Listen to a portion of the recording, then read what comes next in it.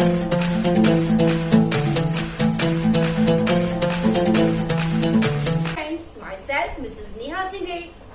welcomes you in my YouTube channel that's name is Make English Simple with Neha।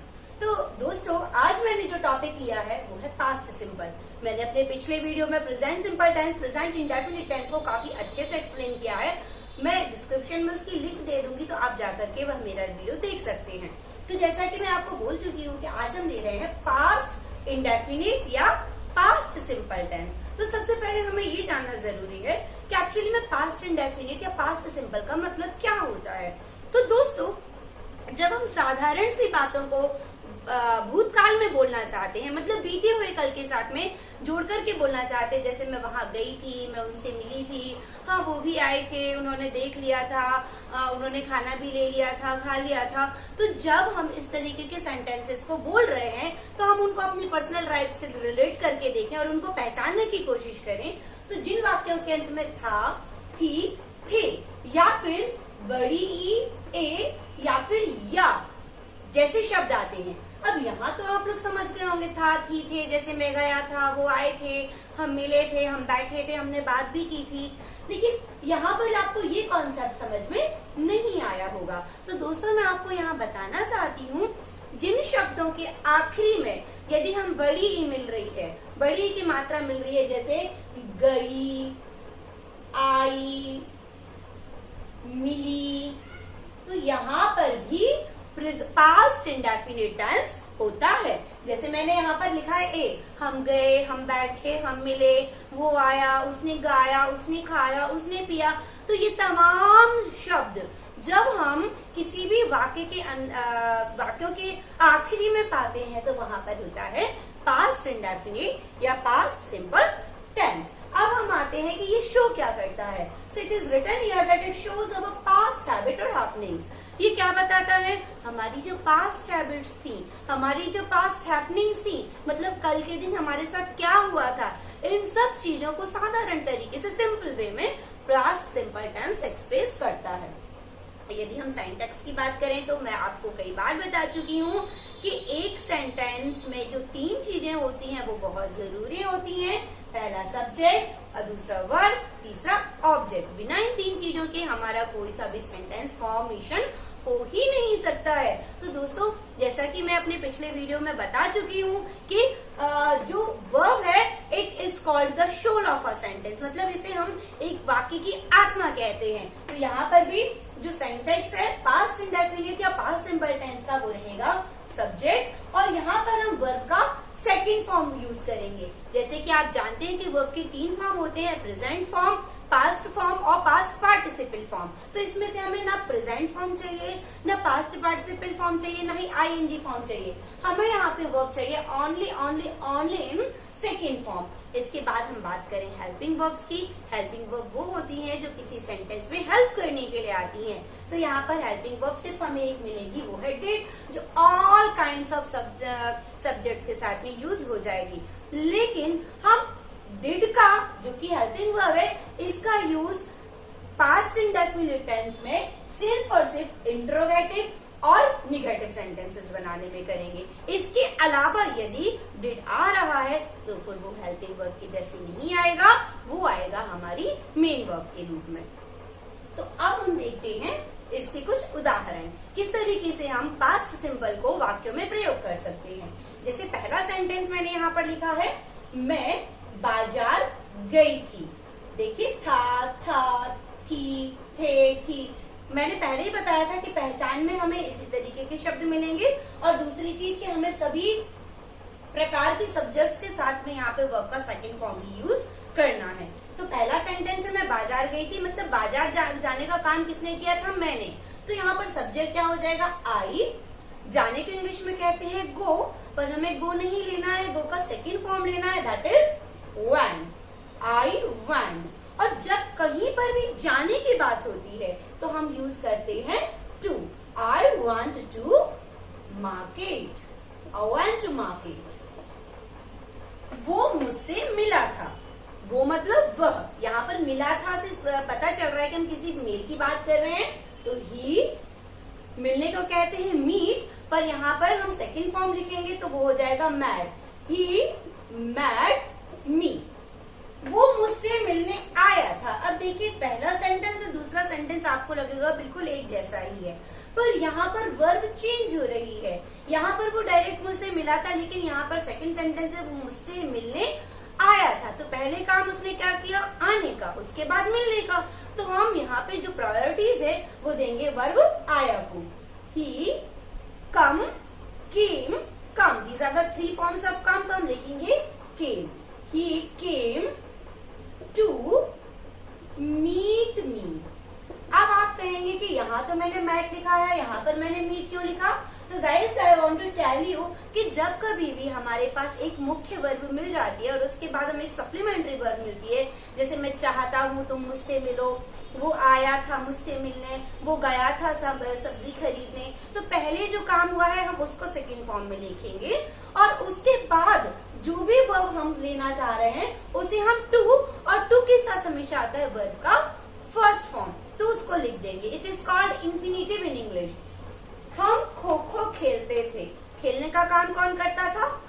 हम मतलब we खेलने को कहते हैं प्ले, और यहाँ पे सेकंड फॉर्म हो जाएगा played. We played kho kho. यदि मैं कहूँ हम क्रिकेट खेलते थे, वी प्लेड क्रिकेट। हम कबड्डी खेलते थे, वी प्लेड कबड्डी। और यदि खेलते हैं तो वी प्ले। कल बारिश हुई थी, कल मतलब पहले मैं आपको बता दूं कि जो बारिश होना है वो अपने आप में एक पूरी क्रिया माना जाता है। बारिश हुई थी, तो हम यहाँ पर लिखेंगे, इन इस टाइप के सेंटेंसेस को हम कंप्लीट करते हैं इट से। इट, रेन का सेकंड फॉर्म हो जाएगा रेन्ड, और अब हम लिखेंगे कल मतलब यस्टरडे। It rained yesterday. तो इस तरीके से हमने देखा कि कैसे हम सेंटेंसेस को इंग्लिश में ट्रांसफॉर्म कर सकते हैं। तो अब हम असर्टिव सेंटेंसेस के बाद आते हैं निगेटिव सेंटेंसेस पर। निगेटिव मतलब होता है नकारात्मक वाक्य। हम किस तरीके से नकारात्मक वाक्य बना सकते हैं यहाँ हम देखेंगे। जैसे पहला सेंटेंस मैंने लिखा है मैंने काम नहीं किया, पहले हम इसका असर्टिव बना लेते हैं। मैंने काम किया मीन्स आई, किया मतलब did work, I did work. Guys यहाँ पे मैं ये बोलना चाहूंगी आपसे कि यहाँ पे डिड हेल्पिंग वर्ब नहीं है, डिड आ रहा है हमारी मेन वर्ब के रूप में। यदि ये हेल्पिंग वर्ब होता तो इसके साथ में नॉट होता, क्योंकि यहाँ आप देख सकते हैं निगेटिव सेंटेंसेस का जो साइंटेक्स है मैंने लिखा है subject plus did plus not, उसके बाद वर्ब का फर्स्ट फॉर्म और उसके बाद आएगा ऑब्जेक्ट। आप कहेंगे कि अभी तो आपने थोड़ी देर पहले बताया था कि हमें पास्ट इंडेफिनिट में वर्ब का सेकंड फॉर्म लेना है, अब आप बोल रहे हैं कि वर्ब का फर्स्ट फॉर्म लेना है। तो दोस्तों हमें ये बहुत अच्छे से अपने दिमाग में इस बात को लॉक कर लेना है कि जब कभी भी हम पास्ट इंडेफिनिट में निगेटिव या इंट्रोगेटिव सेंटेंसेस बनाते हैं और हेल्पिंग वर्ब डिड को लेकर के आते हैं, हेल्पिंग वर्ब डिड को लाते हैं, उस टाइम पे हमें ये बात याद रखनी बहुत जरूरी होती है कि हम उस टाइम पर सिर्फ और सिर्फ मेन वर्ब का फर्स्ट फॉर्म यूज करते हैं सेंटेंस में।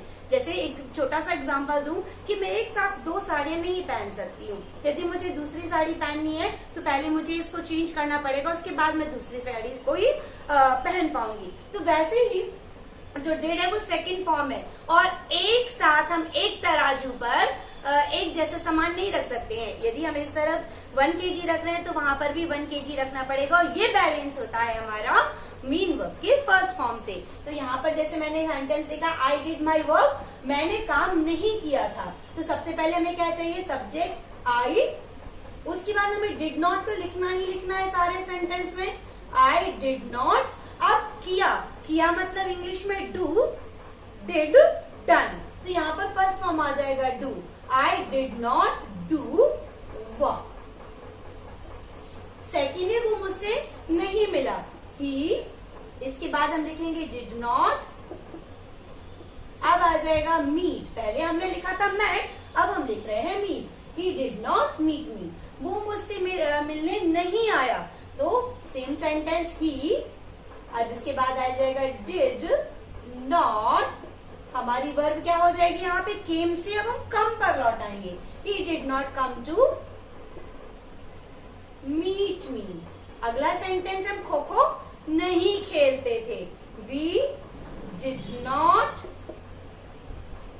प्ले खो खो।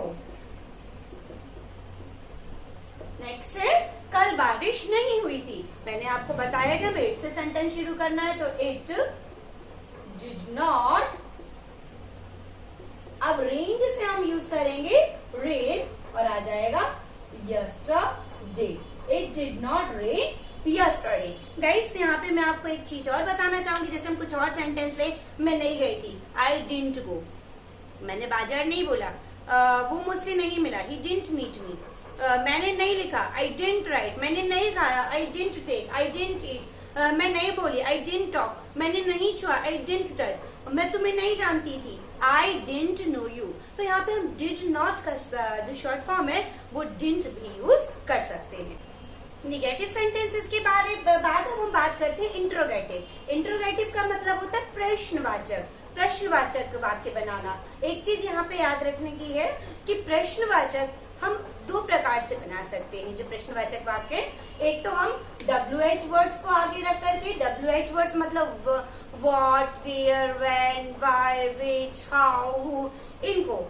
और एक तो होता है हम हेल्पिंग वर्ब को आगे रख करके क्वेश्चंस बना सकते हैं। पर आपको यहाँ पे याद रखना जरूरी है कि जब हम क्वेश्चंस हेल्पिंग वर्ब को आगे रख करके बना रहे हैं तो वहां पर सिर्फ हम क्या क्या क्या क्या मतलब सेंटेंस में आगे पाएंगे। लेकिन जो WH वर्ड्स हैं वो हमेशा बीच में आते हैं। जैसे तुम कहाँ गए थे, तुम क्यों आए थे, तुम कौन हो, तुम्हें कैसा लग रहा है, लाइक दैट। लेकिन जब हमें इंट्रोगेटिव सेंटेंसेस हेल्पिंग वर्ब को आगे रख करके बनाना है तब हमें सिर्फ और सिर्फ सेंटेंस में क्या मिलेगा और हम दिमाग लगा लेंगे कि शुरू में हमें क्या मिल रहा है। इसका मतलब हमें हेल्पिंग वर्ब को आगे रख करके इसका इंट्रोगेटिव मतलब प्रश्नवाचक वाक्य बनाना है।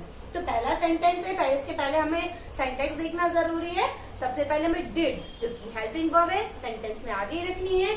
उसके बाद सब्जेक्ट, उसके बाद वर्ब का फर्स्ट फॉर्म और उसके बाद ऑब्जेक्ट और क्वेश्चन मार्क लगाना ना भूलें। तो पहला सेंटेंस है, क्या तुम मुझे जानते थे?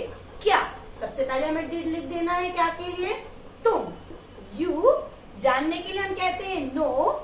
डिड यू नो, और मुझे मतलब मी, डिड यू नो मी। और यदि हम कह रहे हैं क्या मैं तुम्हें जानता था, तो यू और मी रिप्लेस हो जाएंगे, मी आगे आकर के आई बन जाएगा, सेंटेंस हो जाएगा डिड आई नो यू। दूसरा है, क्या वह गाती थी? सबसे पहले तो हमें डिड लिख लेना है। डिड शी सिंग? क्या नेहा मैम तुम्हें पढ़ाती थी? सबसे पहले डिड लिख लेना है। डिड नेहा मैम, पढ़ाना मतलब टीच यू। सिर्फ यदि सेंटेंस होता नेहा मैम तुम्हें पढ़ाती थी तो नेहा मैम टॉट यू, हमें सेकंड फॉर्म लिखना पड़ता। पर हम यहाँ पे चूंकि बात कर रहे हैं क्या नेहा मैम पढ़ाती थी, तो हम सेकंड फॉर्म पे नहीं फर्स्ट फॉर्म पे काम करेंगे। क्या रीना ने पैर में चोट लगा ली थी? तो क्या मतलब डिड रीना, चोट लगाने को हम कहते हैं हर्ट, और कहाँ पर चोट लगी है? लेग में, तो हर्ट हर लेग। क्या कल बारिश हुई थी? Did it rain? और लास्ट में हमें क्या लिखना है? यस्टरडे। सो दोस्तों, इस तरीके से हमने आज प्रेजेंट, पास्ट इंडेफिनिट पे काम करके असर्टिव, इंट्रोगेटिव, निगेटिव सारे सेंटेंसेस को जाना है। अब यदि आपको मेरा वीडियो पसंद आया है तो इसे लाइक करें, वीडियो को शेयर करें और प्लीज चैनल को सब्सक्राइब करना बिल्कुल भी ना भूलें। Thank you.